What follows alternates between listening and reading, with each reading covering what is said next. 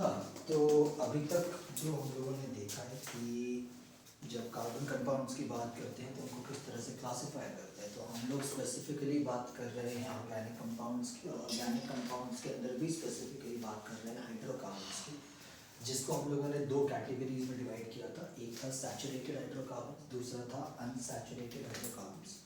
Saturated hydrocarbons को chemically कहा जाता है एल्केन्स। अनसैचुरेटेड फिर वापस दो कैटेगरीज या दो फैमिलीज में सब डिवाइड होते हैं, एक होते हैं एल्कीन्स, एक होते हैं एल्काइंस।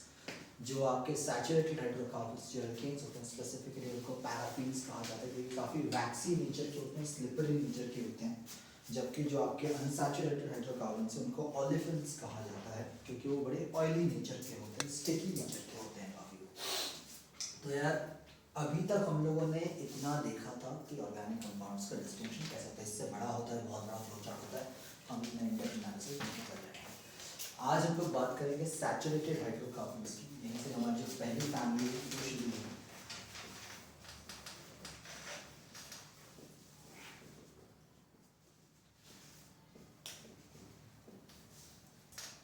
सैचुरेटेड हाइड्रोकार्बन्स मतलब हम लोग एल्केन फैमिली की बात करने वाले हैं। एल्केन फैमिली है पूरी की पूरी ये कार्बन कंपाउंड्स की। जैसे हम बात कर रहे हैं हाइड्रोकार्बन से, मतलब जो भी फैमिली होगी उसके अंदर से दो ही मेंबर्स होंगे, एक कार्बन होगा और एक हाइड्रोजन होगा, इसके अलावा और कुछ नहीं आना चाहिए। Am I clear on that? समझ में आया? हाइड्रोकार्बन की डेफिनेशन होगी थी बेसिकली कार्बन एंड हाइड्रोजन होगी, तो जो भी फैमिली बनेगी उसमें से दो ही एलिमेंट्स दिखेंगे आपको, कार्बन और हाइड्रोजन, उन्हीं का मॉलिक्यूल दिखेगा, उन्हीं का बॉन्ड दिखेगा वहाँ पर। अब यार सबसे पहले हम बात करेंगे कि एल्केन फैमिली जो है वो डिराइव कैसे होती है, उसका जनरल फॉर्मूला क्या है, और फिर हम उनके मेंबर्स को बनाने की कोशिश करेंगे। कुछ मेंबर्स को बनाएंगे on the basis of the covalent bonding जितनी हम लोगों ने देखी हुई है। अपने मन से ज़बरदस्ती कोई बॉन्ड नहीं लगा सकते, जो आपकी फैमिली डिसाइड करेगी वही उस चीज़ को फॉलो करेगा। तो सबसे पहले तो बात करेंगे general formula for the family. जो इस पूरी फैमिली का जनरल फॉर्मूला तो बहुत ध्यान से देखना चाहिए, इसके ऊपर क्वेश्चन बन जाते हैं कई बार। Is CnH2n+2। Now this is the general formula for the entire family। पूरी एल्केन फैमिली इस फॉर्मूले से डिफाइन होती है। यहाँ पे जो N है, N is basically the number of carbon atoms। The number of carbon atoms। अब इसका तात्पर्य क्या हुआ? इसका तात्पर्य ये हुआ कि अगर कोई भी फैमिली कितने कार्बन से शुरू होगी, कम से कम एक कार्बन तो होना चाहिए भाई, उसके आगे कितनी भी चेन बना लो। अभी चेन बनाने की प्रॉपर्टी को क्या बोलते हैं हम लोग? Self linking. Catenation, specific word use करेंगे, कैटिनेशन, सेल्फ लिंकिंग बेसिकली। तो यार कोई भी चेन होगी कम से कम एक चीज तो शुरू होनी चाहिए वहां से। तो सबसे पहले हम बात करते हैं एक ऐसे मेंबर ऑफ द फैमिली की, एल्केन फैमिली की, जिसमें सिर्फ एक कार्बन एटम होता है। तो भाई हमारी जो फैमिली है लेट्स से वो शुरू होती है n=1 के ऊपर। n=1 मतलब एक कार्बन एटम। तो आइडियली फॉर्मूले में आपको सिर्फ n की जगह क्या पुट करना है? 1 पुट करना है। तो कैसे आएगा? C1H2 × 1+2 ऐसे आएगा। समझ में? n की जगह 1 पुट किया भाई मैंने, तो मतलब कैसे आया? C1 में तो 1 से लिखने की जरूरत नहीं, C और यहाँ पे कितना आएगा? 2+2 4 which is 4। तो ये बन जाता है हमारा पहला member of the alkene family, जिसके बारे में हम पहले भी डिस्कस कर चुके हैं, methane. Right, methane is basically the name of this compound. और इसकी नेमिंग कैसे होती है वो आपको अभी समझाने की कोशिश करूंगा। यहाँ पे आपके पास समझ में आ गया भाई कैसे बनाएंगे कि नहीं समझ में आया? अभी बॉन्डिंग समझाऊंगा इसकी पूरी। सपोज अगर n=2 ले लेता हूँ, सेकेंड मेंबर की बात करूँ अगर मैं इसी फैमिली के, भाई इसी फैमिली को कंटिन्यू कर रहा हूँ, मतलब मैं इस फॉर्मूले को फॉलो कर रहा हूँ, इस फॉर्मूले को कंटिन्यू कर रहा हूँ।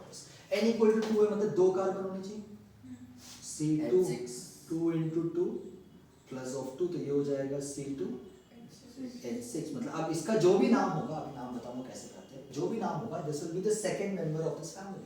ऐसे आप तीसरा, चौथा, पांचवा, अब तो चेन बन सकती है, अब 1000 कार्बन लगा दो, डजंट मैटर, उसके ऊपर कितनी बड़ी भी चेन बना सकते हो। ऑब्वियसली ऐसा नहीं कि जो थियोरेटिकली तो आप कुछ भी लिख सकते हो, 1 लाख कार्बन लिख दूंगा वहाँ पे, बट प्रैक्टिकली वो है कि नहीं उससे मेरे को मतलब नहीं। अभी हम सिर्फ बेसिक चीजें करेंगे, अभी इतना समझ में आ गया कि नहीं? अब इनकी मीनिंग कैसे होती है, इनका नॉमेनक्लेचर, नॉमेनक्लेचर कहा जाता है केमिकल भाषा के अंदर। नॉमेनक्लेचर मतलब नामकरण। बच्चा पैदा हुआ भाई, उसका नाम रखना पड़ेगा आपको कहीं ना कहीं, इतना क्या क्वेश्चन है? तो भी तो पैदा हुआ, मैं तो पैदा हुआ तब के थोड़ी नहीं सकता, तो नाम रखा गया ना। तो भाई नाम क्या रखेंगे? तो अब ऐसा होता है कि कुछ भी बोल सकते हो, रिंकू पिंकू टिंकू चिंकू मिंकू कुछ भी बोल दो भाई, बट एक ऑफिशियल नाम आना चाहिए ना आपका। अभी ऑफिशियल नाम कौन डिसाइड करेगा भाई? जो भी आपके घर के बड़े हैं वो डिसाइड करेंगे। ऐसा नहीं कि 3 साल के बच्चे को बोलेंगे तू बता दो क्या दे, that does not happen right. इतना खुश, हाँ ये खांसी है ऐसी भाई, कॉमिक खांसी है। तो भाई ऐसा नहीं हो सकता। तो सिमिलरली किसी भी प्रकार का जैसे एलिमेंट की जब डिस्कवरी होती है, जो भी साइंटिस्ट करता है ऐसा नहीं कि अपने नाम पे रख देगा, उस एलिमेंट के ऊपर रिसर्च होगी, फिर वो काउंसिल के पास जाएगा, उसका नाम अप्रूव होगा, उसके बाद नाम रखा जाता है राइट। तो बहुत सारे फैक्टर्स होते हैं उसके नाम को डिसाइड करने के लिए। तो एक एजेंसी बनी हुई है, एक एसोसिएशन बना हुआ है जो किसी भी प्रकार के केमिस्ट्री के अंदर जो नेमिंग होती है उसको करता है बेसिकली। उस एसोसिएशन को कहा जाता है IUPAC, IUPAC। इसके बारे में आपकी बुक में भी दिया है बड़ी short, international union for pure and applied chemistry right.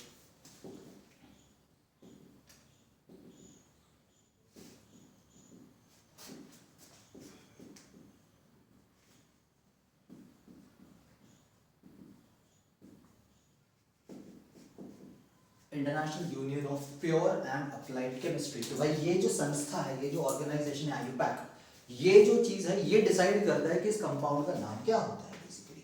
तो इन्होंने हमको कुछ गाइडलाइंस दी हुई हैं जिनके बेसिस के ऊपर हम किसी भी ऑर्गेनिक फैमिली के मेंबर का नाम रख सकते हैं। जरूरी नहीं एल्कीन हो सकता है, एल्काइन होता है, alcohol, aldehyde, ketones, carboxylic acids, amines, azines, बहुत सारी चीजें होती हैं।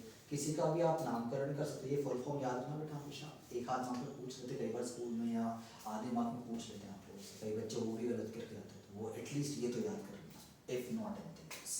अब भाई नेमिंग कैसे होगी?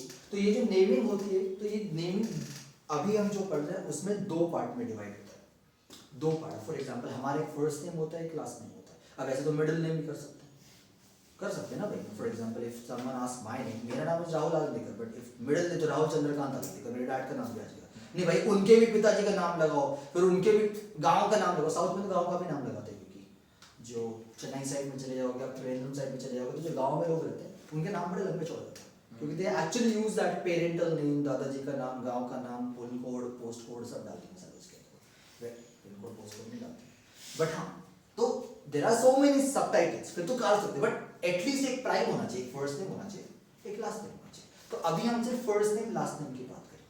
फर्स्ट नेम को कहा जाता है प्रीफिक्स, प्री मतलब जो पहले, फिक्स मतलब लग, और बाद वाले नाम को कहा जाता है सफिक्स, सफ मतलब बाद बेसिकली। तो कोई भी नाम will be consisting of 2 parts, one is the prefix part, one is the suffix part।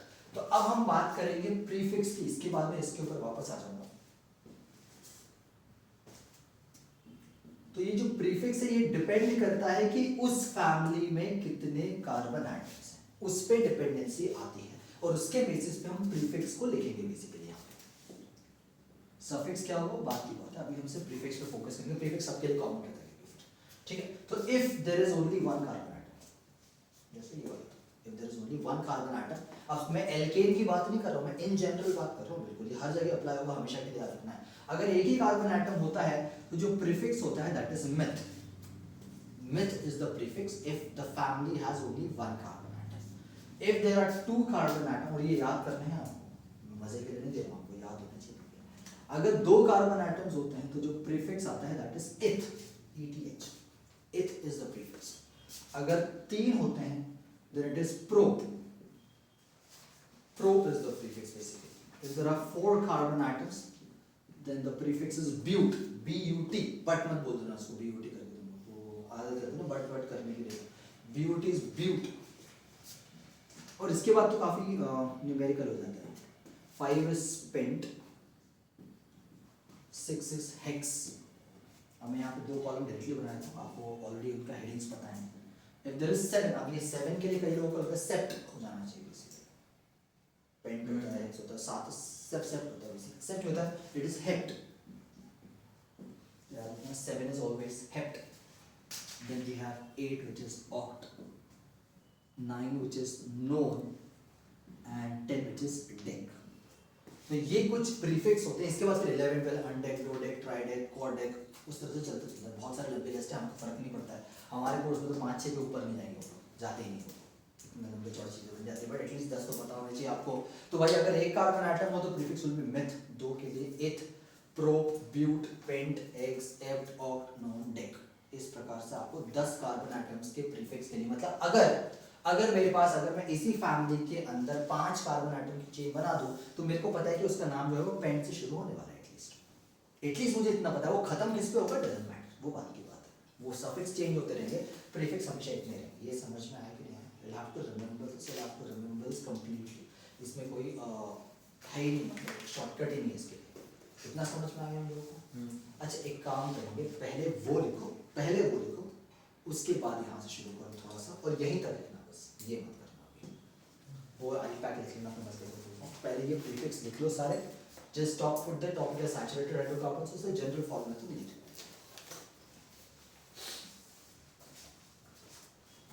So very fun thing, interesting है भाई। ऑर्गेनिक केमिस्ट्री बहुत मजेदार तरीके से करोगे तो अच्छा रहेगा।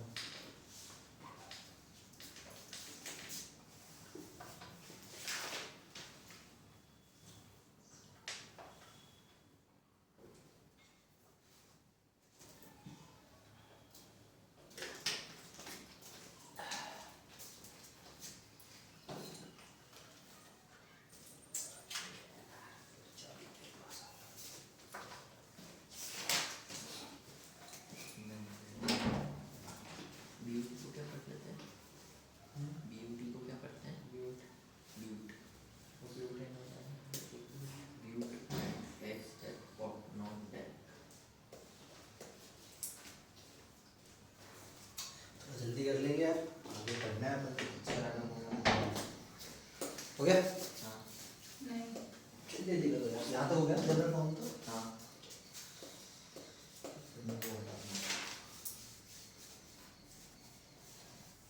प्रीफिक्स वगैरह लिखना होगा सारा? नहीं। अरे जल्दी करो यार, इतना धीरे क्या कर रहे हो? जल्दी करो।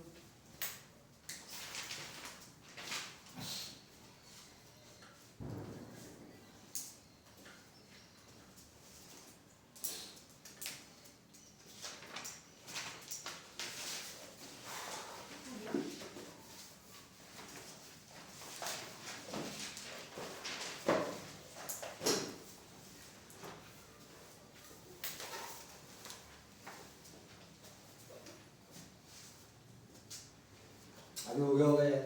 पूरा नहीं। प्रीफिक्स वगैरह हो गया।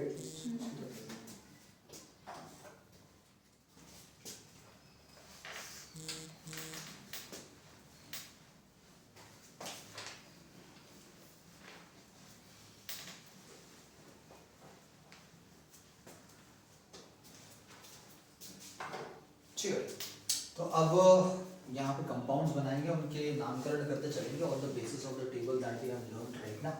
अब उस टेबल में एक ही चीज बताया मैंने, वो क्या बताया? प्रीफिक्स, सफिक्स नहीं बताया अभी आपको। तो भाई सबसे पहले तो सफिक्स जो होता है वो फैमिली पे डिपेंड करता है। हर सबके लास्ट नेम अलग अलग होते हैं, सबके लिए लास्ट नेम सेम नहीं होता, तो हर फैमिली का लास्ट नेम अलग अलग होता है, राइट? बट हाँ, उस फैमिली के सारे मेंबर्स का लास्ट नेम वही रहेगा। You understand my point? So if there क्या नहीं, तेरे घर में तेरा सरनेम क्या दुबे है ना, तो तेरे घर में सबका सरनेम दुबे रहेगा ना।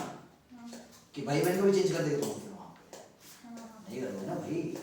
तो लॉजिक वही है ना यार, कि अगर फैमिली अलग हो गई तो सफिक्स चेंज हो जाएगा, लास्ट नेम चेंज हो जाएगा। बट अगर फैमिली सेम है तो उसके सारे मेंबर्स का लास्ट नेम तो वही रहेगा ना फिर वहाँ पे। तो अगर मैं एल्केन फैमिली के लिए लिखूंगा तो एल्केन का जो भी सफिक्स होगा उसके सारे मेंबर्स का सफिक्स वही होना चाहिए। बट अगर मैंने फैमिली चेंज कर दी, मैंने एल्केन फैमिली कर दी, तो obviously then suffix will different, वो सफिक्स चेंज डिफरेंट रहेगा वहाँ पे।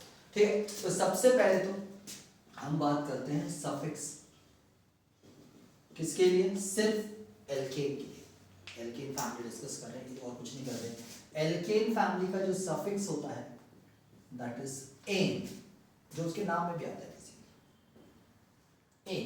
तो कोई भी नाम किस में खत्म होना चाहिए? एन में खत्म होना चाहिए। प्रीफिक्स के साथ में सफिक्स को जोड़ के पूरा नाम बनता है। तो अब इसका जैसे नाम बनेगा, एक ही कार्बन एटम है, तो प्रीफिक्स क्या आना चाहिए? मिथ, और सफिक्स पे किस पे खत्म होना चाहिए? Uh, and that is how the name becomes methane. That is how the name is given, right? यहां पे कितने कार्बन एटम है? दो कार्बन एटम के लिए प्रीफिक्स क्या था? इथ, राइट? तो इथ और लास्ट थिंग ए, तो ethane, that becomes the name of that compound. आ रहा है समझ में? हां, पक्का इधर खिसक के बैठ, तेरे को नहीं दिख रहा है वहां से? दिख रहा है सर। मेरे को नहीं दिख रहा है, तू इधर खिसक क्यों बैठा? और जल्दी खिसक, जल्दी खिसक। 5 साल लगा है खिसकने में, सरकार बदल जाएगी।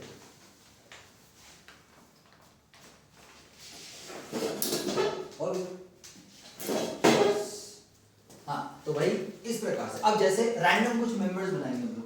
अगर n इक्वल टू 3 है, n इक्वल टू 3 है तो फॉर्मूला बनेगा C3H8, फॉर्मूला में पुट कर दो। C3H8 बनेगा, नाम क्या होना चाहिए? प्रोपेन। आ रहा है समझ में? नहीं आ रहा? अगर n इक्वल टू 4 लेंगे, फॉर्मूला क्या बनना चाहिए? C4H10, C4H10, नाम क्या बनना चाहिए? ब्यूटेन। नाम सुना है ब्यूटेन का कभी? इसके वजह से तुम जिंदा हो, तुमको ब्यूटेन का नाम नहीं पता? कहाँ? बाजू में रहते? सुना है। पहचान के काफी दूर के रिश्तेदार हैं, पता नहीं। तुम्हारे गैस के सिलेंडर में ब्यूटेन गैस होती है, मीथेन और ब्यूटेन का मिक्सचर होता है हमारे गैस के जो घर में सिलेंडर होते हैं। या फिर देखना आज खोलिए ना उसको, तो ऑब्वियसली ब्यूटेन नाम होता है। अगर n इक्वल टू 5 हुआ, विच इज C5H12, क्या हो जाएगा भाई? पेंटेन।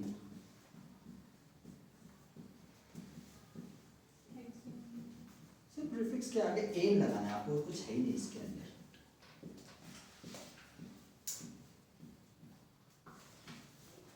नोनेन, राइट? आ रहा है समझ में कि नहीं? भाई मैंने स्किप कर दिया है, 7 और 8 नहीं लिखे मैंने। भाई साहब ध्यान से कॉपी मारेंगे थोड़ा सा। सातवें का नाम क्या हो? हेप्टेन। 8 का ऑक्टेन। सातवें का फॉर्मूला क्या बनेगा? C7H16। आठवें का C8H18। डबल करके +2 करना है ना, ये तो है। डबल करके +2 करने का इसका अंदर। 10वां का तो डेकेन आ जाएगा, DCANE फॉर एग्जांपल। C10H22 हो जाएगा।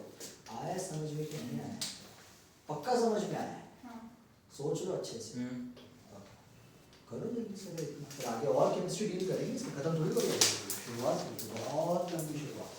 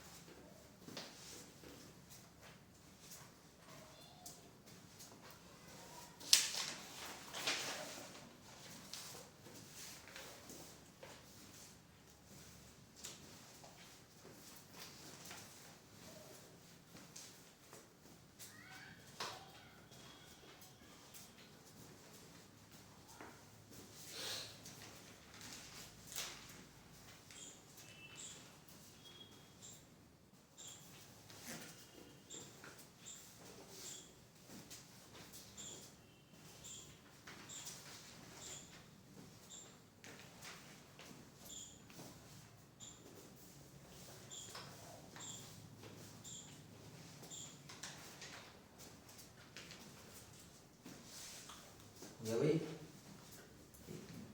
देख के कॉपी मारोगे तो ज़्यादा टाइम लगेगा, खुद करोगे थोड़ा जल्दी कर पाओगे। प्रीफिक्स याद रखो बस, ये सबके लिए सेम रहेगा। कोई भी हो, 4 कार्बन होंगे तो हमेशा ब्यूट फैमिली ही रहेगी, उसके अलावा कुछ नहीं हो सकता।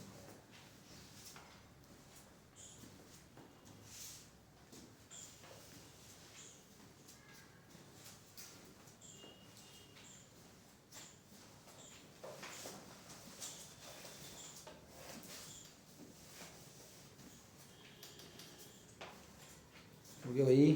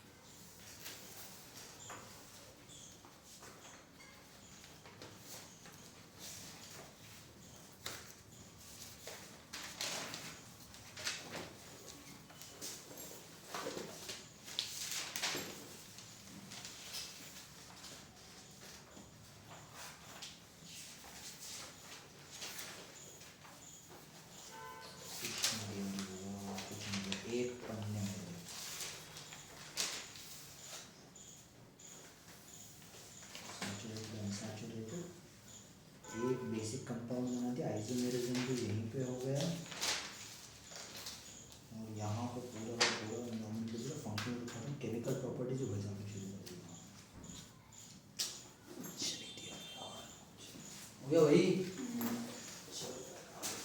विवांश हो गया क्या मेरे भाई? इसी को कंटिन्यू करेंगे आगे तो, और कुछ नहीं करना है, समझना है इसमें।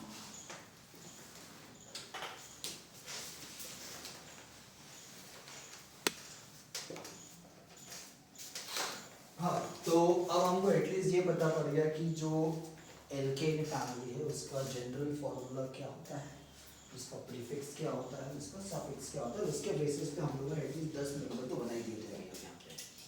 अब एक बड़ी पेक्यूलियर प्रॉपर्टी है जो हमको डिस्कस करनी है। ये प्रॉपर्टी वापस से एल्केन फैमिली के लिए नहीं, ये हर फैमिली के लिए डिसाइड, हर फैमिली के लिए। तो अलग अलग अल्कोहल फैमिली होगी, एल्डिहाइड फैमिली होगी, कीटो होगी, एल्कीन, एल्काइन, एसिड, कुछ भी हो, हर फैमिली में ये चीज़ काम करती है। तो इसको कहा जाता है होमोलोगस सीरीज।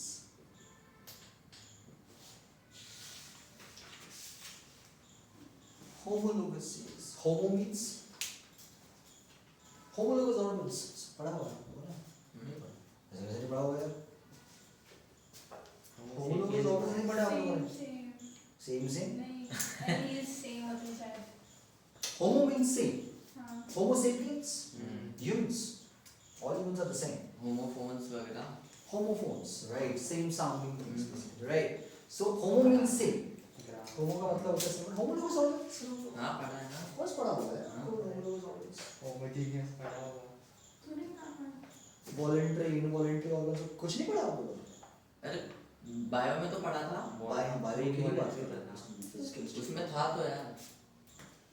चलो होमोलोगस सीरीज, तो भाई होमो मींस सेम, तो सेम लगने वाली सीरीज ऐसे मान लो।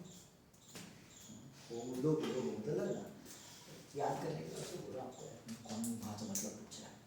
तो एक ऐसी सीरीज जिसमें कुछ एलिमेंट्स कुछ में सेम प्रॉपर्टीज आ जाती है। अब थोड़ा ध्यान से देखिए, यहाँ पे एक ऑब्वियसली एल्केन फैमिली पढ़ी हम लोगों ने अभी, तो इसी के मेंबर्स को डिस्कस करने की कोशिश करेंगे। ऐसे 3-4 मेंबर लिखा हूँ इसमें, यहाँ पे ज़्यादा नहीं लिखा। 4 मेंबर लिखे हुए हैं। पहले का नाम ethane, propane, butane. So already know that number of carbon atoms के बेसिस पे हम लोग बता सकते हैं। अब एक और देखो, ऐसा भी हो सकता है कि मैं आपको फॉर्मूला देता हूँ, फिर आपको बोलूँ पता करो एल्केन है कि नहीं। कैसे पता करो? फॉर्मूले से तो कैसे पता करो कि एल्केन है कि नहीं?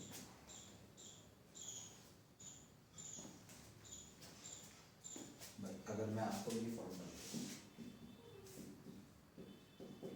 मैं आपको बोलूँ बताओ क्या ये एल्केन है या नहीं, कैसे पता करो?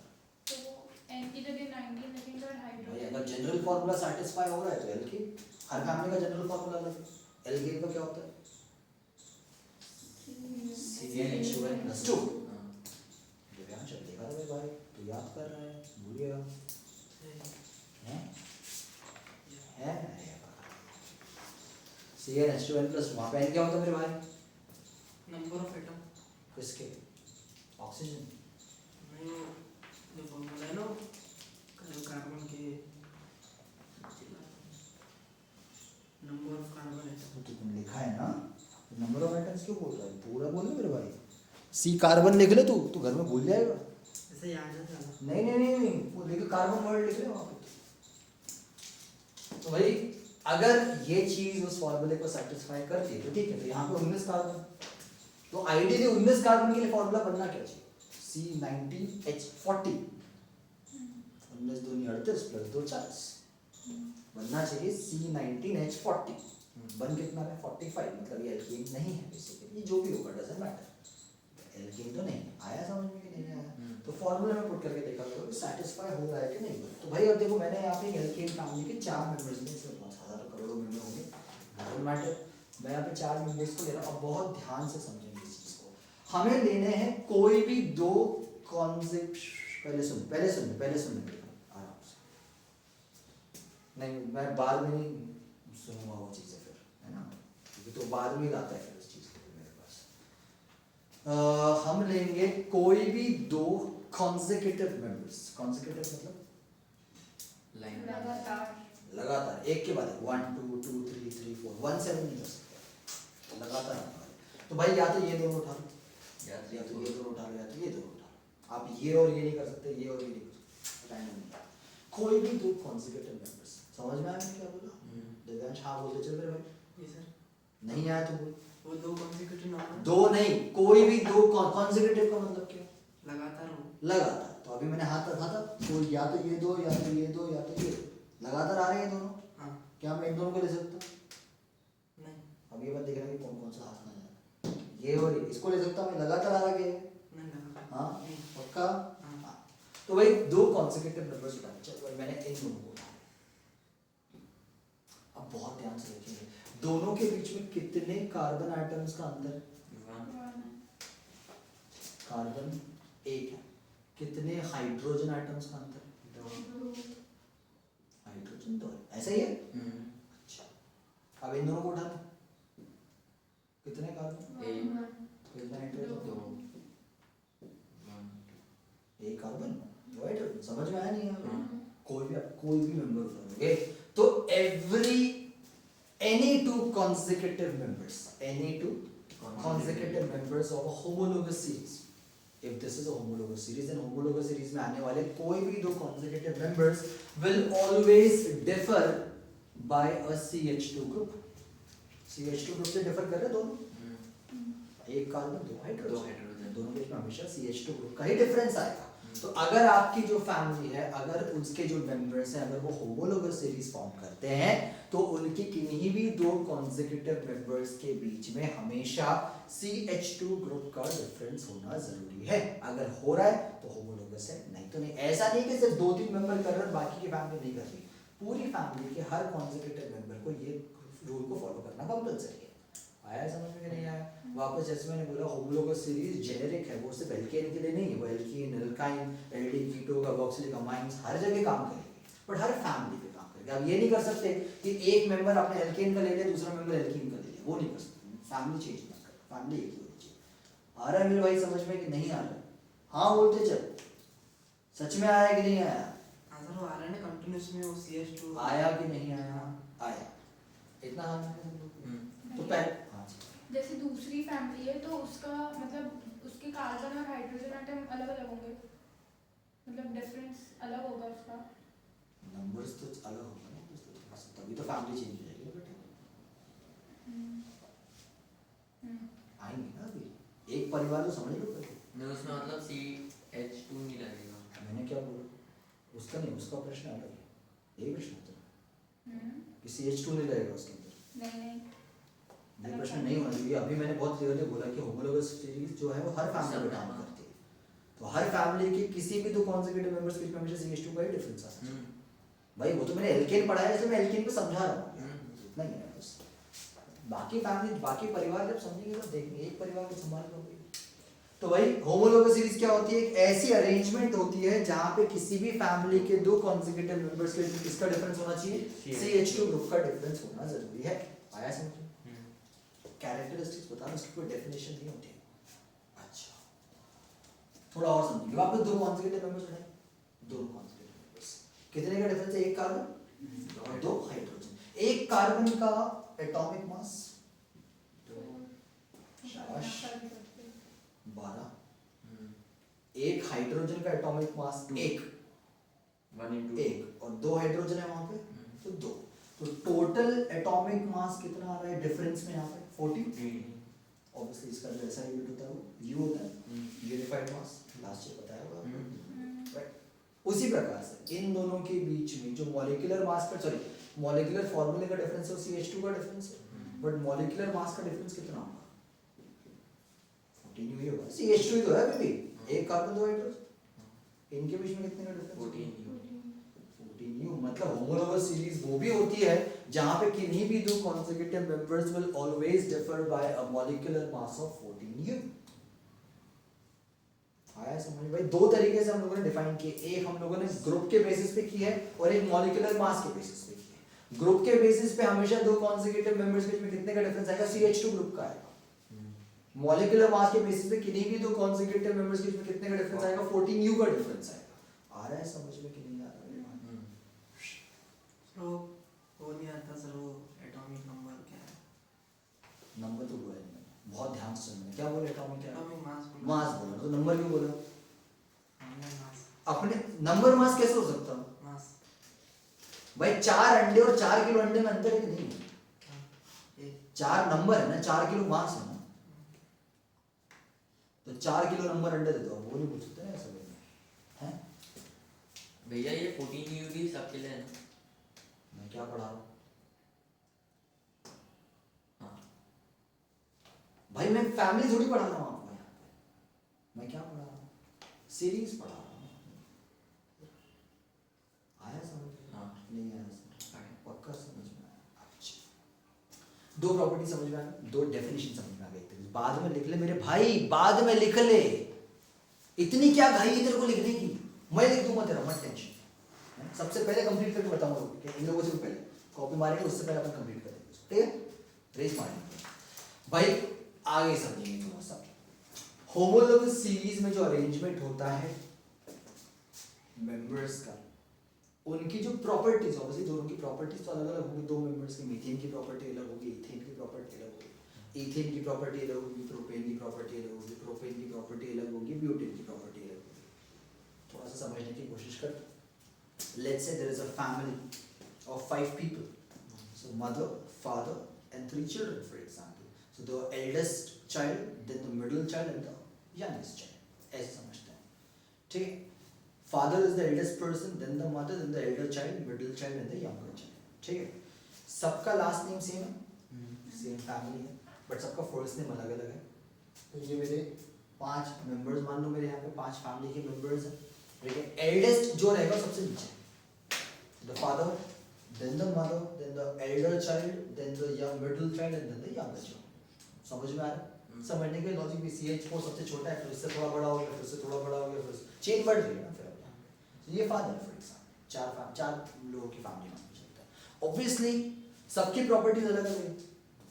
The father has a different character, the mother has a different character, the child, even both the children will have different character, right? But उनके जो कैरेक्टरिज्म है वो जैसे जैसे एज बढ़ेगी वैसे वैसे अपग्रेड होते चलेगा ना, चेंज होते चलेगा। जो सबसे छोटा होगा उसका नेचर सबसे अलग होगा, बट फिर जो नेचर में मेच्योरिटी धीरे धीरे एज के साथ आती चलेगी। समझ में आ रहा है भाई? देखो मैं आपके लेवल पे, आपके IQ लेवल पे आके समझाने की कोशिश कर रहा हूँ भाई, मेरे लिए थोड़ा मुश्किल है, प्रयत्न कर रहा हूँ मैं थोड़ा सा, ऐसा बात नहीं है, कोशिश करो समझने की। ये नहीं समझ में आ गया तो अब इससे नीचे में कहाँ लेके जाऊँ, मुर्दों पे लेके जाऊँ। तो भाई इसका मतलब ये हुआ कि जैसे जैसे एज बढ़ रही है फैमिली के अंदर मेंबर्स की, मेंबर्स का मैच्योरिटी लेवल भी बढ़ते चलता है, मेंबर्स का जो एक्सपीरियंस है वो भी बढ़ते चलता है, मेंबर्स की जो प्रॉपर्टी है वो और ज़्यादा अपग्रेड होती जाती है। अब ये मत बोलना कि मेरे पिताजी को तो ये नहीं आता, मेरे को तो ये आता, मैं ज़्यादा अपग्रेडेड हूँ, ऐसा नहीं बोलना। चाटा मारने में भी ज़्यादा एक्सपर्ट है, तो वहाँ वो अपग्रेडेड लेवल है, वो प्रो लेवल पे है ना? तो भाई इसी प्रकार ओ भाई जोक नहीं मार रहा, हंसा मत कर, उधर पता नहीं कहाँ देखना शुरू कर देता है, अलग ही दुनिया में चले जाता है। हाँ मेरे साथ भी है सब, कितनी कहानी रिलेट करता है। तो भाई उसी प्रकार से किन्हीं भी फैमिली के मेंबर्स का जो अरेंजमेंट है उनके अंदर हर एलिमेंट, हर कंपाउंड की, हर मेंबर की प्रॉपर्टीज अलग अलग होंगी, बट जैसे जैसे आप नीचे जाओगे, क्योंकि आपका साइज बढ़ रहा है मेंबर में, चेन बढ़ रही है, तो उसकी प्रॉपर्टीज भी बढ़ते चलेंगे उस हिसाब से। So there will be a general upgradation, general upgradation. अब जनरल अपग्रेडेशन का मतलब ये नहीं होता कि प्रॉपर्टी एकदम से नहीं बढ़ सकती, धीरे धीरे ग्रेजुअल इंक्रीज होगा प्रॉपर्टीज। अब ये नहीं बोल सकते कि इन दोनों की प्रॉपर्टी में ये बहुत एक्सट्रीम पे और ये बहुत एकदम बेसिक लेवल पे, ऐसे नहीं लगता। ये अगर 10 है तो ये 15 होगा, फिर 20 जाएगा, तो ग्रेजुअली बढ़ते चलेगा। सो अभी प्रॉपर्टीज कुछ भी हो सकती है। प्रॉपर्टीज का मतलब क्या होता है? फिजिकल प्रॉपर्टीज है, केमिकल प्रॉपर्टीज, बॉइलिंग पॉइंट हो गया, मेल्टिंग पॉइंट हो गया, फ्रीजिंग पॉइंट हो गया, उसका वेपराइजेशन हो गया, उसका लिक्विफैक्शन हो गया, अलग अलग प्रॉपर्टीज हो सकती है। तो अब अगर मैं बोलता हूँ कि यार मेरे पास, अच्छा बड़ा इंटरेस्टिंग क्वेश्चन, मेरे पास 1 लीटर पानी है और मेरे पास 1 बूंद पानी है, 1 ml, दोनों का बॉइलिंग पॉइंट किसका ज़्यादा होगा? इनफैक्ट ऐसा किसका बॉइलिंग पॉइंट ज़्यादा होगा? बूंद। शाबाश, पानी सेम होता है, दोनों का बॉइलिंग पॉइंट 100 डिग्री सेल्सियस ही होता है, राइट? नहीं पॉसिबल, कैसे पॉसिबल? समझ आया मैंने क्या बोला? तो ये तो बात वही होगी कि भाई 1 कपड़ा 5 घंटे में सूखता है, 5 कपड़े कितने घंटे में सूखेंगे? वो कैसे अलग बात हो गई भाई? वो भी तो 5 घंटे में सूखेंगे ना भाई, क्योंकि 5 कपड़े तो 25 घंटे थोड़ी लग जाएंगे। कनाडा क्या करते हैं 25 घंटे? इसलिए नाक से बाहर आ रहा है आंसर। तो भाई फिर जोक मार, अब वो शांत हो गया, जोक मार तो वो शांत हो गया, बेचारा बुरा बन जाता है आजकल। ईगो है, ईगो एटीट्यूड है। अब देखो हंस रहा, अब जोक थोड़ी मारा, तुम लोग क्यों पीछे पड़ गए? क्या बोल रहे हो तुम लोग ऐसे?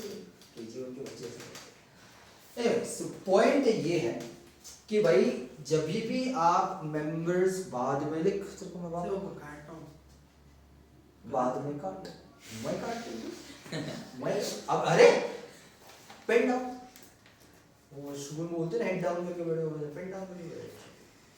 तो भाई जब भी हम मेंबर्स को अरेंज करते हैं in homologous series, then there is a gradual increase और gradual change in the properties of the members. इतना समझ में आया? इस पूरे का तात्पर्य ये था, ये स्टेटमेंट समझाना आपको बस कि कोई भी प्रॉपर्टी हो, boiling point, obviously boiling point किसका ज्यादा होगा? इसका थोड़ा ज्यादा होगा, इसका साइज बढ़ रहा है अभी। बॉइलिंग पॉइंट का तात्पर्य क्या होता है? वेपर में कन्वर्ट करना। वेपर में कन्वर्ट करने के लिए क्या करना पड़ेगा? इनके बीच के बॉन्ड को तोड़ना पड़ेगा, तभी तो चीजें हवा में जाएंगी भाई। अब जितनी बड़ी चीजें होंगी उनके ज्यादा बॉन्ड्स भी उतने ही होंगे फिर तो बॉन्ड को तोड़ने में एनर्जी भी ज्यादा लगेगी फिर तो जो टेम्परेचर है वो भी बढ़ जाएगा फिर तो उसका, राइट? तो ideally if you take any property whether it's melting point और बॉइलिंग पॉइंट, वो इंक्रीज ही होगी। कुछ एक्सेप्शनल केसेस भी होते हैं, उसकी बात नहीं कर रहा हूं, but there will always be a gradual increase in the properties. अब वो प्रॉपर्टीज को मेंशन कभी मत करना कि आप बॉइलिंग पॉइंट बोल रहे हो या मेल्टिंग पॉइंट बोल रहे हो, कि आपको वो एक्सेप्शन नहीं पता है फिर कहां पे आता है। तो आप जनरल बात करो। समझ में आ रहा है कि नहीं आ रहा? होमोलोगस सीरीज को मैंने तीन चीजें बताई आपको। सबसे पहले any two consecutive members will always differ by a CH2 group. Secondly, any two consecutive members will always differ by a molecular mass of 14U. और तीसरा, that there always will be a gradual increase in the properties of the compounds. आया समझ में कि नहीं आया? पक्का आ गया? बहुत सिंपल तरीके से करने की कोशिश की है। This is what is basically your homologous series. But homologous series में जब भी आप अरेंज करते हो तो लीस्ट मतलब इंक्रीजिंग ऑर्डर में अरेंज करना रहता है। ऐसा नहीं कि आप रैंडम कुछ भी अरेंज कर दो, क्योंकि कॉन्सेक्यूटिव रहना इसका ये मतलब नहीं कि आप मीथेन को पहले कर दो मीथेन को बाद में कर दो, वो नहीं कर सकते। आपको इंक्रीजिंग ऑर्डर में ही जाना पड़ेगा on the basis of the number of carbon atoms in that particular family. आया समझ में?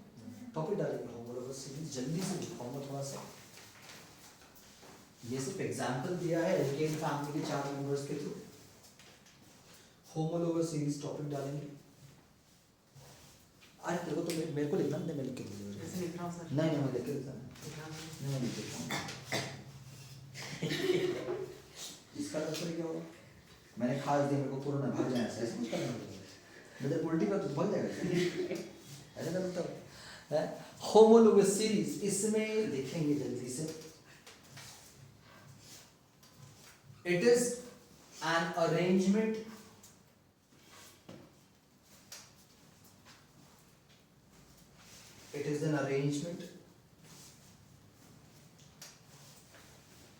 of the members of an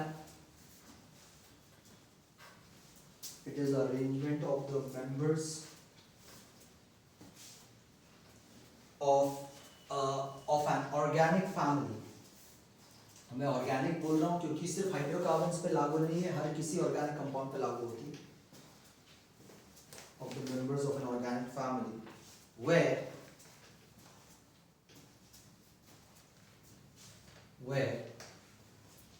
अब पॉइंट्स वाइज में लिखेंगे भाई। पहला पॉइंट इसमें where any two consecutive members CONSECUTIVE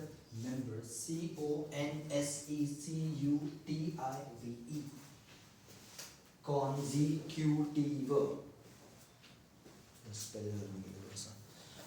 where any two consecutive members differ by a CH2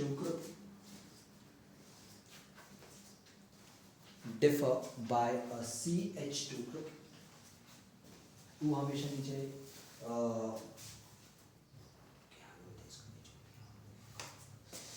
ये भगवान सबस्क्रिप्ट में रहेगा, नीचे रहेगा, सुपरस्क्रिप्ट के ऊपर मत करना उसको। लोगों को शब्द दे मैं अपने शब्द भूल गया, लोगों को समझ में आएगा कि नहीं आएगा वैसा बेहतर है। हाँ तो वही any two consecutive members will differ by a CH2 group। Second point लिखेंगे इसी का, फिर बुलेट्स बना के लिख दो, पॉइंटर्स बना के लिख दो। any two consecutive members any two consecutive members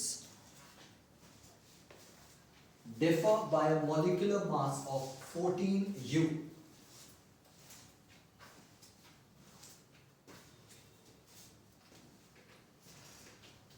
Any two consecutive members differ by a molecular mass of 14 U. Unified mass जिसको हम बोलते हैं 14 U.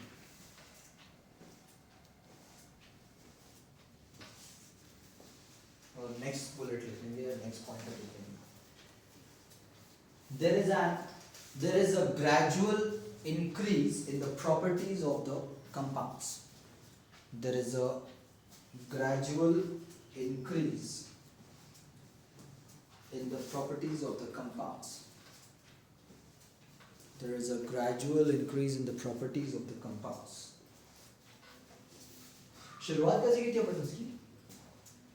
It is an arrangement of the members. of an organic family where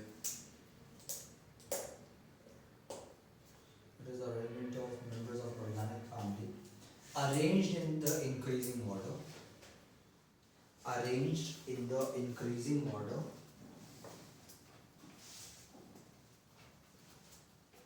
Arranged in the increasing order.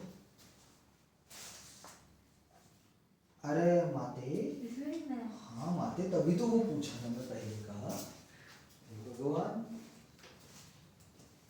So it is an arrangement of the members of an organic family arranged in the increasing order of molecular mass. Arranged in the increasing order of the molecular masses. Where और उसके बाद तो तीन point है. Arranged in the increasing order of molecular masses. Where क्या हो गया मेरे भाई? क्या बेटा? अरे भाई मैं यहाँ से बोला it is an arrangement of members of an organic family. Where सही लिखा था, where कब बोला मैंने? अरे organic family in the increasing order of molecular masses. Where उसके बाद ही आएगा. हो गया भाई. तो भाई ये होती है होमोलोगस सीरीज. बड़ी इंटरेस्टिंग चीज है, बड़ी सिंपल सी चीज है. सबसे पहले तो मेंबर्स को आप अरेंज करेंगे in increasing order of molecular masses. उसके बाद किन्हीं भी दो कॉन्सेक्यूटिव मेंबर्स को लेंगे और उनके ऊपर ये सारी तीनों की तीनों प्रॉपर्टीज मैथमेटिकली आप पूरी कैलकुलेट कर पाओगे.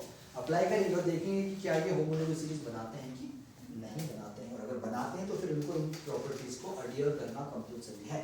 आ गया समझ में? बहुत इजी चीज, बहुत आसान चीज.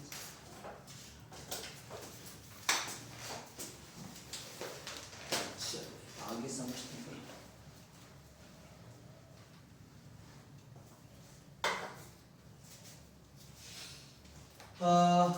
थोड़ा सा अब बॉन्डिंग के अंदर घुसने की कोशिश करेंगे और एक टॉपिक को इंट्रोड्यूस करूंगा मैं यहाँ पे. जैसे मैं वापस बोल रहा हूँ, आपकी बुक में अनफॉर्चुनेटली कुछ दिया ही नहीं.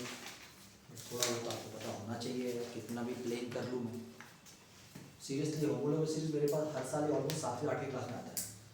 ये आपके लिए दूसरे तीसरे लेक्चर में आ गया आप लोगों के लिए. जस्ट बिकॉज रोज में अच्छा आता ना बाल बाल. सो भाई पॉइंट ये है कि अब हम बात करेंगे थोड़ा बॉन्डिंग लेवल पे. बॉन्डिंग लेवल पे मतलब जो कंपाउंड बन रही है, जो मॉलिक्यूल बन रहा है, उसके बॉन्ड स्ट्रक्चर्स कैसे बनते हैं, क्यों बनते हैं ऐसे बॉन्ड स्ट्रक्चर्स, उनको समझने की कोशिश करना है मेरे को. तो एक टॉपिक इंट्रोड्यूस होगा अब यहाँ पे वापस. ये जो टॉपिक है ये सिर्फ एल्केन्स के लिए नहीं, जेनेरिक है, हर चीज पे काम करता है.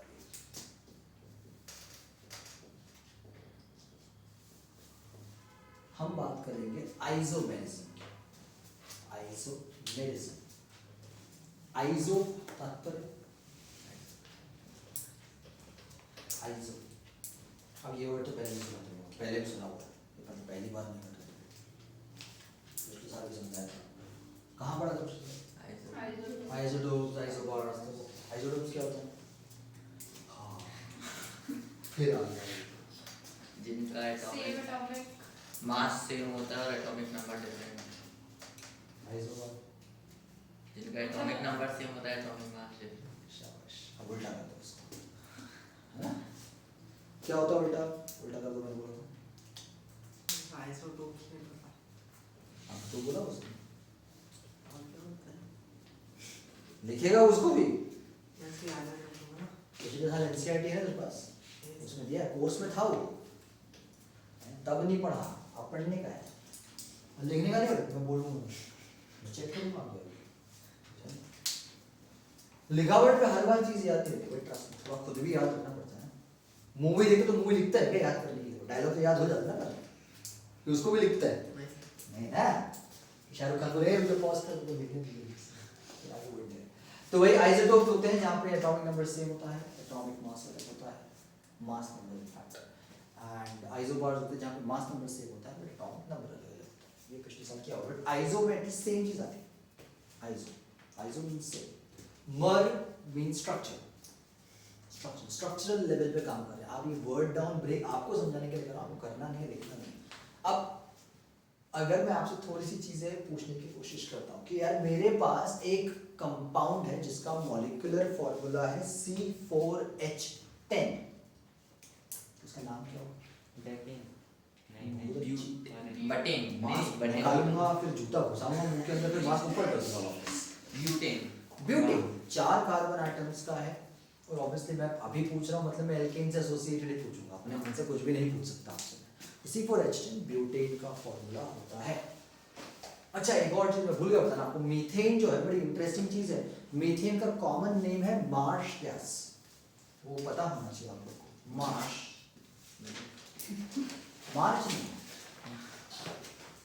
मार्श गैस बोल सकते हैं या स्वॉम्प गैस बोल सकते हैं।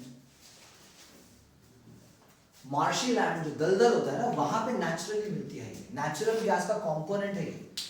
नेचुरल गैस पता है ना आप लोगों को, हमारे घरों में जो आती है नेचुरल गैस में बहुत सारे अलग अलग कंपोनेंट्स भी होते हैं, तो जो नेचुरली जमीन से निकलती है, मार्शी लैंड जो जिसको कहते हैं ना, दलदल एरिया, स्वॉम्पी लैंड जिसको बोलते हैं, उसमें से ये गैस नेचुरली बाहर आती है, वहां से एक्सट्रैक्ट की जाती है ये गैस वहां से, इसका कॉमन नेम है मार्श गैस या स्वॉम्प गैस। अच्छा तो अभी मैं वापस आ जाता हूँ अपने क्वेश्चन की, आपको समझाने के लिए थोड़ा सा अलग एग्जाम्पल उठाते हैं, आपको केमिस्ट्री के हिसाब से नहीं समझाएंगे, प्रयत्न करेंगे विचित्र करने का, ये थोड़ा डिफिकल्ट है आपके आईक्यू को कहाँ पे जाऊंगा। चलो ऐसे समझते हुए, चलो खाना कैसे खाता, देखा लड़का बहुत तेज है, कैसे खाता बोला, तो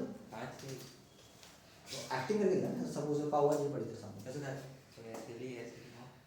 अब भी करता है मतलब अब से इंसान चले अब कर दो। अच्छा अब अगर मैं बोलूँ कि तेरी मुंडी तो राइट तो क्यों घुमा ले, राइट, हाँ राइट तो पता है कहाँ ये तेरा राइट है, लेफ्ट है तेरा, ये तो खुद को राइट लेफ्ट में पता है खुद का, राइट में घुमा मुंडी, हाँ अभी पाव भाजी खा, अभी नीचे क्यों देखा, राइट में मुंडी है, अभी पाव भाजी खा, अरे मुंडी क्यों घुमाना, मुंडी राइट में है ना, अभी पाव भाजी खा, तो ऐसे लिखा है खाया ना, अभी मुंडी ऊपर बैठा, खा ना मेरे भाई, पाव भाजी खिला मस्त खिला, शाबाश, अभी हाथ को ऐसे लेके खा, घूमेगा ही नहीं होता था। अरे कोशिश तो नहीं, पहले नहीं ऐसे जीवन में ना जाए मेरे भाई, राइट हैंड राइट कंधे से जाएगा ना भाई, लेफ्ट कंधे से, देख रोज का काम है उसका। लॉजिक ये है, कुछ भी कर लो तुम, अनुलोम विलोम कर लो या कपालभाति कर लो, पाव भाजी पेट में जाए, और क्योंकि तुमको खाई तो तुम साम दाम दंड में लगा के खा ही लोगे पाव भाजी भाई, छोड़ थोड़ी सकते भाई हम उस चीज को, क्या बात कर रहे हो तुम्हें, हैं? तो इसका तात्पर्य ये हुआ कि भाई if I define eating pav bhaji, then there is no one specific thing for that, multiple ways to eat pav bhaji, हाथ से खाने पर, पैर से नहीं खाने, पैर से भी खा सकते, शरीर को तुम्हारा ये गुज्जू करने का करो। मेरा पॉइंट क्या है, मेरा पॉइंट ये है कि अगर मैं आपको बोलूं एक छोटा बच्चा जिसने जीवन में किसी को पाव भाजी खाते हुए नहीं देखा है, और मैं उसको बोलूं कि बेटा ऐसे खाते हो, तो मान लेगा ना बात, होगी पाव भाजी ऐसे खाते होंगे भाई, स्पेशल स्टाइल भाई, सुशी सुशी नूडल, बड़ी याद आया ना नूडल। अब नूडल को जीवन में तुमने कैसे ऐसे खाते हो, शुरुआत में किसी को नहीं देखा खाते हो ऐसे वाला खाना शुरू करता हूं। बट अगर किसी बच्चे को मैं बोलूं कि भाई नूडल ऐसे खाता, तो वो तो ऐसे ही खाएगा ना, फिर यार खुद की बेइज्जती कराएगा, डिनर में अलग करते हैं, लंच में मतलब ब्रेकफास्ट में अलग करते स्कूल हैं, में रिसेस होती है, वो लंच नहीं होता। हाँ। सुबह 11:30 बजे कौन लंच करता है? तुम तो चलो 7:30 बजे करते हो, वहीं पे घुसते से खा लेते हो। खाते कि नहीं खाते स्कूल नूडल भी में? तो हाथ से खाते हैं ना। क्या नूडल नूडल कौन लेके जाता डब्बे में पे? तू लेके जाता? नहीं, मैं नहीं, मेरे दोस्त लोग, मैं भी लेके गया हूँ। कॉलेज लेवल पे ठंडे नूडल कौन खाता? कि गरम करते के फूक मार मार के उसको क्या करते तुम लोग ऐसा? ठंडे खाते हैं। तो भाई मेरा पॉइंट ये है कि अगर मैं आपको बोलूं कि नूडल को आप ऐसे हाथ से खाओ तो आप मान जाओ। फिर किसी को मैं बोलूं कि नहीं भाई आपको तो फोर्क यूज करना है, you have to eat it with the fork, आप वैसे खाओगे। किसी को मैं बोलूं कि नहीं भाई तेरे को चाकू यूज करके खाने का, आप वैसे खाओगे। पॉइंट क्या है? नूडल खा रहा हूं, कैसे भी खाओ, कैसे भी खाओ। कैसे भी खाऊं, मैं नूडल खा रहा हूं। खाने के तरीके अलग अलग हैं बट प्रोसेस तो एक ही है ना। फिर भी समझ में आ रहा है मैं क्या बोल रहा हूं?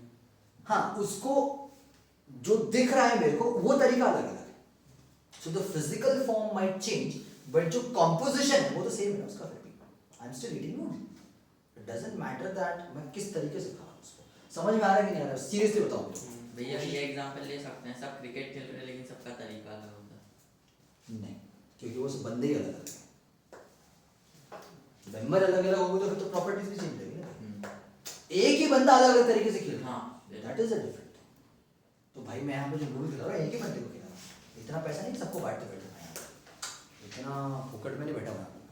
पॉइंट ये है मेरा कि एक किसी भी चीज के फिजिकल फॉर्म्स अलग अलग हो सकते हैं और उनका जो केमिकल कॉम्पोजिशन है वो फिर भी सेम रह सकता है। समझ में आया? जैसे आप लोगों ने एलोट्रोपिज्म के बारे में पढ़ा था, फिजिकल फॉर्म्स अलग अलग थे, डायमंड ग्रेफाइट, बट जो केमिकल कॉम्पोजिशन है वो सिर्फ कार्बन है ना।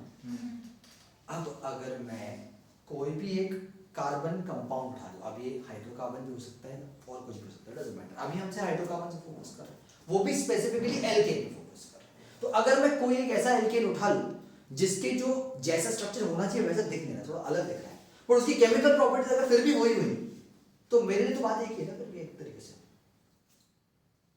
कैसे? मैं बात कर रहा हूं ब्यूटेन की, C4H10। अब देखो भाई सबसे इजी तरीका है इसकी बॉन्डिंग बनाने का, 4 कार्बन चाहिए।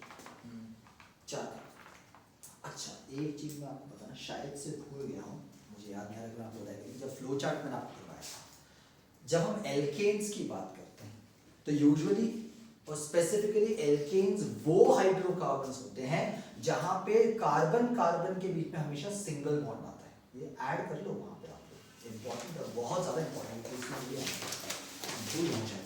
जहां पे फ्लो चार्ट किया हुआ है, जहां फ्लो चार्ट मैंने किया हुआ है यहां मत आइसोटोप तो नहीं ना।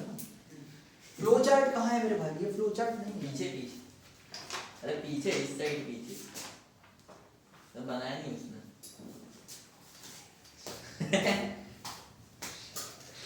कितना प्राउड फील करता हूँ मैं तेरे लिए।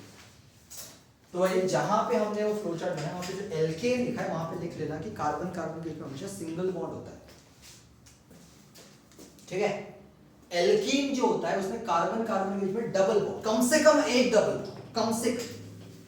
तो जहां पे मैंने एल्केन लिखा है कार्बन कार्बन के बीच में किस प्रकार का बॉन्ड? Single bond. एल्कीन में क्या लिखना है भाई? Double. Carbon at least 1 double.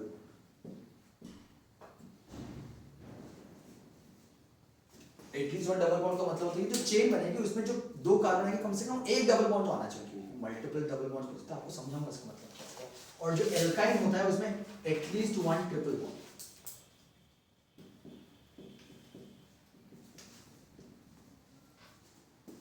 At least 1 triple. तो भाई ये है पॉइंट मेरा एल्केन ले लिया वैसे तो ना। राइट? अब सिंगल बॉन्ड में एटलीस्ट का मतलब नहीं, सिंगल तो होते ही कम से कम, सिंगल तो हो सकता है, बट डबल बॉन्ड में जरूरी नहीं कि सब में डबल बॉन्ड हो सकता है, एक ही डबल बॉन्ड हो सकता है, 2 ही डबल बॉन्ड। बताओ स्ट्रक्चर्स कैसे बनते हैं। एल्काइन के अंदर एक ट्रिपल बॉन्ड डालना कंपल्सरी। ठीक है? अब जल्दी में करूंगा, टाइम वेस्ट नहीं करूंगा, अभी थोड़ा समझाने के बाद में हम डिटेल से वापस करेंगे इसको। ब्यूटेन की बात करता हूं। ब्यूटेन है, एल्केन है। एल्केन है मतलब कार्बन कार्बन के बीच में किस प्रकार का बॉन्ड होना चाहिए? सिंगल। कार्बन कार्बन क्या? कार्बन और बाकी चीजों के फर्क नहीं पड़ता मेरे को। राइट? वो अलग बात है कि हाइड्रोजन के साथ में हमेशा सिंगल बॉन्ड होता है, हाइड्रोजन के बाद एक ही इलेक्ट्रॉन चाहिए रहता है, it can not form more than 1। ठीक है? अब सबसे इजी तरीका ये 4 कार्बन बनाता है, हम्म, ऐसे हैं 4 कार्बन, हम्म, सबके इसमें सिंगल बॉन्ड है, राइट। अब हर कार्बन को आपको सेटिस्फाई करना है किससे? हाइड्रोजन से, और कुछ है नहीं सेटिस्फाई करने के लिए। कितने हाइड्रोजन लगने चाहिए टोटल? 10 10। हर कार्बन को कितने बॉन्ड चाहिए आसपास? चार कार्बन को 4 बॉन्ड चाहिए, 4 हाइड्रोजन हर कार्बन को चाहिए नहीं है। ऐसे क्या देखते रहते हैं, क्या बोल रहे हो? क्यों है? तुम्हारे जिले की यही है, अपने उस जिले के वो जो छात्र वाला है ना, उसमें एडमिशन करवाया इनका, तुम कल आए थे ना भाई, उनके चाचा विधायक के चले जाओ उनके पास। एनीवे, तो हर कार्बन को आसपास कितने बॉन्ड चाहिए? 4। पहले हम स्टार्ट में क्या होता है, ऑलरेडी कितने बॉन्ड है इसके पास? एक ही बॉन्ड है, तो उसको और कितने बॉन्ड लगेंगे? 3 चलो 3 हाइड्रोजन दे दी मैंने इसको, सेटिस्फाई हो गई। इसको कितने चाहिए? 3 2 2 ऑलरेडी है इसके पास, 2 2 तीन ये नो कितने हाइड्रोजन हुआ भाई? 4 10 हो गया 10, सबको सेटिस्फाइड आया समझ में? नहीं है, सबसे बेसिक तो यही है। अच्छा, अगर मैं ये कर दूं तो अब मैंने क्या किया? मैंने क्या स्ट्रेट कंपाउंड बनाया अभी? नहीं। अब अगर ये स्ट्रेट है, अगर ये पेड़ है तो उसकी ब्रांच बना दी थोड़ी सी, टहनी शाखा निकल गई ना अलग से थोड़ी सी उसकी।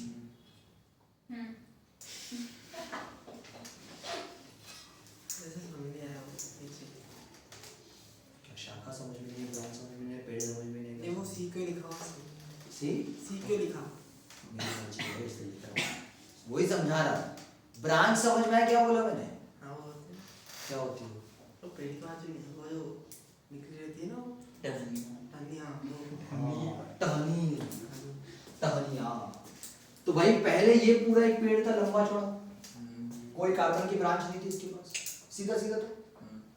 यहाँ पे सीधा सीधा ये हो सकता है, बट फिर ये चौथा सीधा नहीं आया उसके बीच में, वो बीच में घुस गया किधर तो जाके। है तो अभी भी 4 कार्बन है यार, देखो कार्बन आइटम कम ज्यादा नहीं कर सकता ना, ब्यूटेन बनाना है अल्टीमेटली, कार्बन आइटम अपने में से कम ज्यादा नहीं कर सकता, बट हाँ उनकी पोजीशन चेंज कर सकता। एक बंदा सीधा नूडल खा रहा है, एक बंदा चम्मच से नूडल खा रहा है, नूडल दोनों ही खा रहे हैं। दोनों 4 कार्बन वाले, मतलब आपने बंदे को चेंज नहीं कर दिया। वापस हर कार्बन के आसपास कितने बॉन्ड? 4 कितने हैं ऑलरेडी? 3 3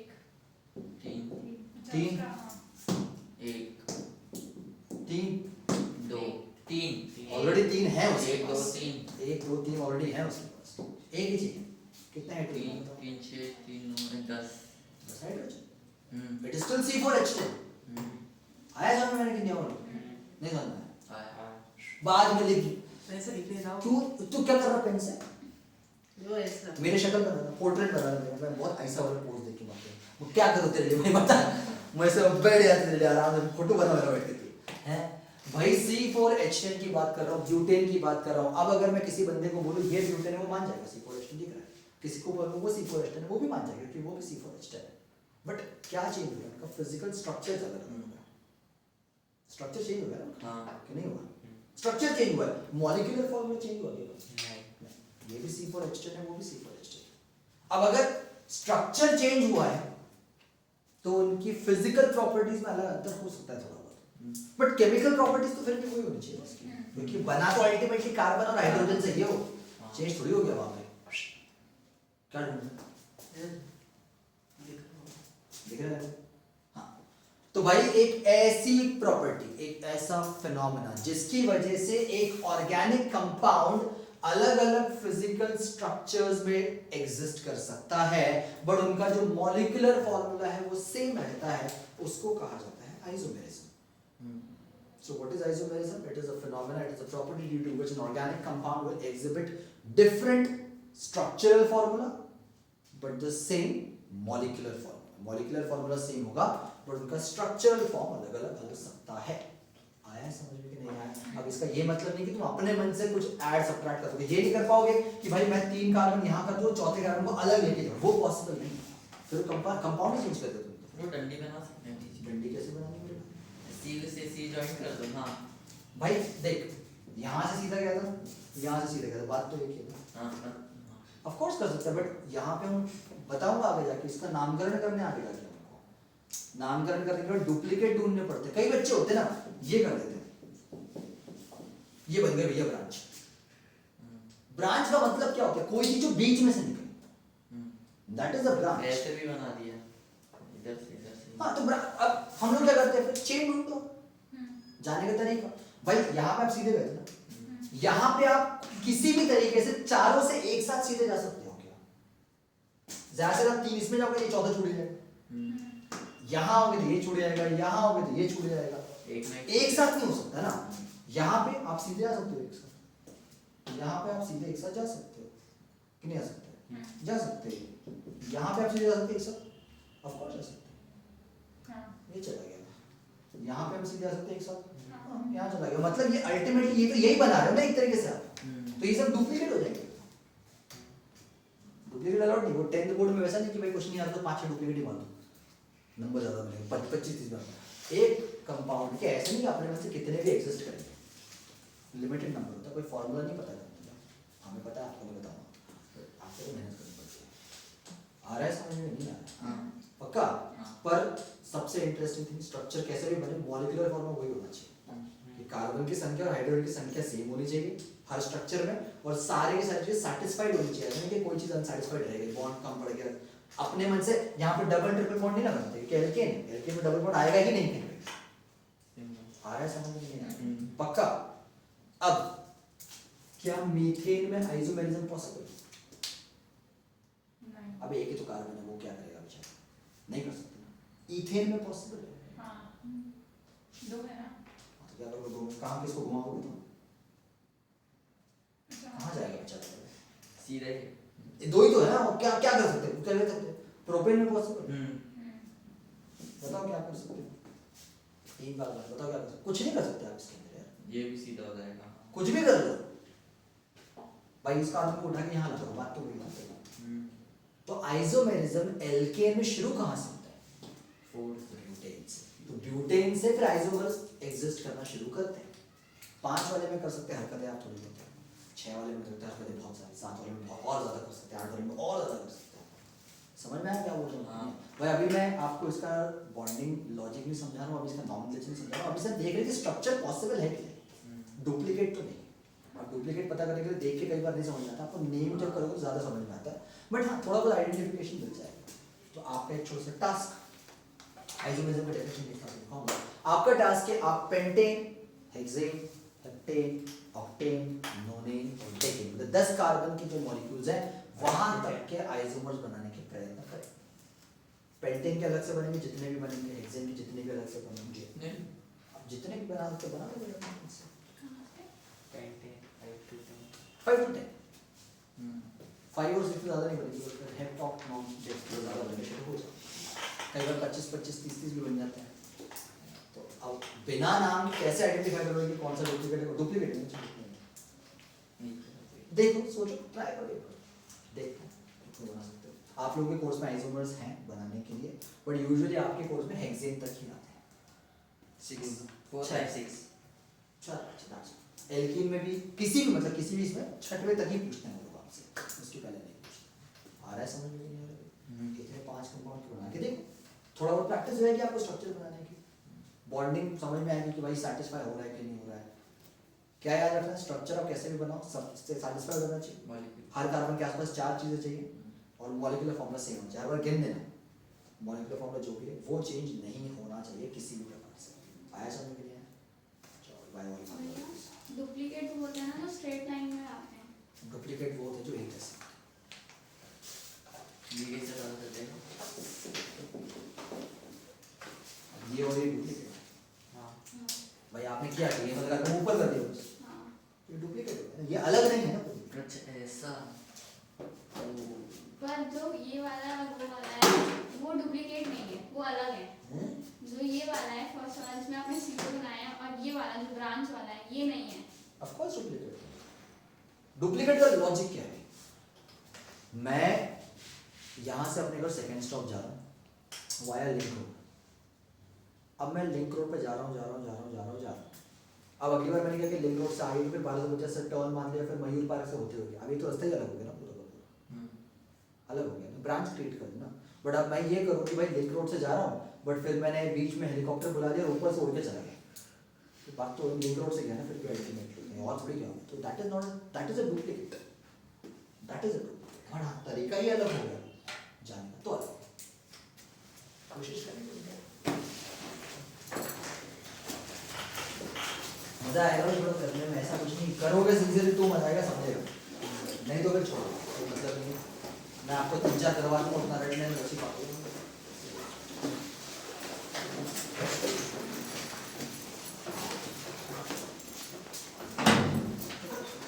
जल्दी जाओ भाई, बायो वाले मेरे को गाली देंगे।